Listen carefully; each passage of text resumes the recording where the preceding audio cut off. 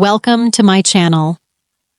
Today we're diving into something that many people feel but few can explain: the strange, lingering energy after an emotional connection ends. Whether it was a romantic relationship, a deep friendship, or even just a brief but intense bond, sometimes it feels like part of us stays tangled with someone else long after they're gone. And that's not just imagination, it's energy. Every time people connect, especially on an emotional or intimate level, energetic threads form between them. These threads, often called etheric cords, are invisible, but they carry real weight. They can transfer thoughts, moods, even physical sensations.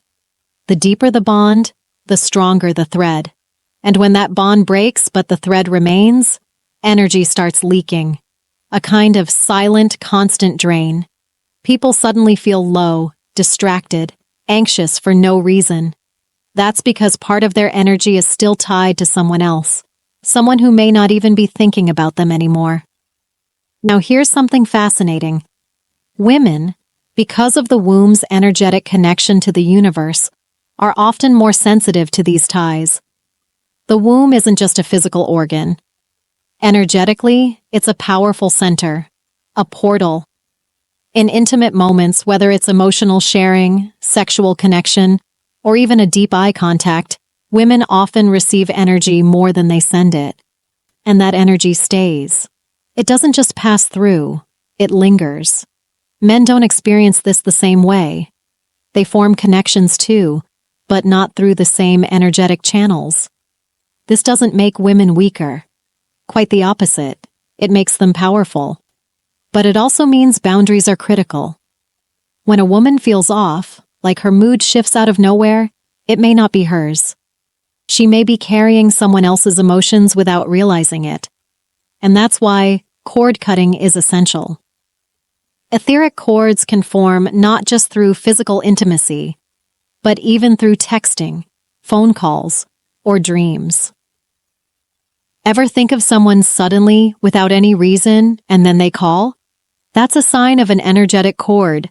Sometimes it's mutual and healthy, but often, especially after a toxic or painful relationship, those cords become channels for fear, insecurity, or even guilt to leak into daily life. So how do people cut these cords? It's not a one-time trick, it's a practice. It starts with quiet. Close the eyes, breathe deeply. Picture the person standing in front of you. No judgment, no anger, just presence. Then imagine the cords between you. Some might connect at the head, the heart, or even lower, depending on the nature of the bond. Don't try to change them, just see them. They may look like light, rope, vines, or anything at all. And then imagine cutting them. Visualize scissors or a sword, or even light beams gently slicing through. Watch them melt, dissolve, return to dust. And here's the important part. Call your energy back. Out loud or in your heart, say something like, "I reclaim all of my energy. I return all that isn't mine." Picture the energy flowing back into your body, into your center. See yourself glowing. Feel the warmth return. At the same time, send gratitude. Not to the person, but to the lesson. Thank you for what I've learned.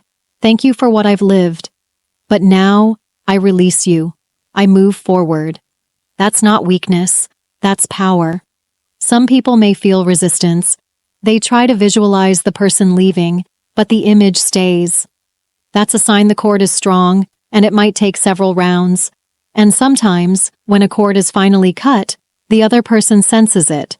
Not consciously, but energetically. They might suddenly text, call, or try to reconnect. That's not a sign to go back. It's a test. The energy is shifting, and they feel the loss. But reconnecting would just restart the same cycle. If it didn't work the first time, there's no magic that will make it better the second. And one more warning. Cord cutting is not a tool to manipulate someone into missing you. If it's done just to provoke a reaction, it backfires. The energy becomes twisted. People feel drained, confused, more hurt than before. True cord cutting is done for peace, not for games. Energy exchange doesn't care if the words are kind or cruel. Whether it's a love note or an argument, the connection gets fed either way. That's why even anger keeps people tied. The real release comes from neutrality, from truly letting go. Each night, before sleep, a simple intention can help. Any energy I've left in places or people today, I now call back. Any energy that's not mine, I release. It's a small ritual with big power. And if someone wants to go deeper, cleansing baths, meditation, or even affirmations like, I am whole, I am free, can help. But nothing works unless people truly decide to move forward. We all deserve to feel whole, to have our energy completely ours. So let go, not just of the person, but of the invisible strings. That's when real freedom begins. Thanks for watching. If this helped bring even a little clarity or calm, consider subscribing. There's more where this came from.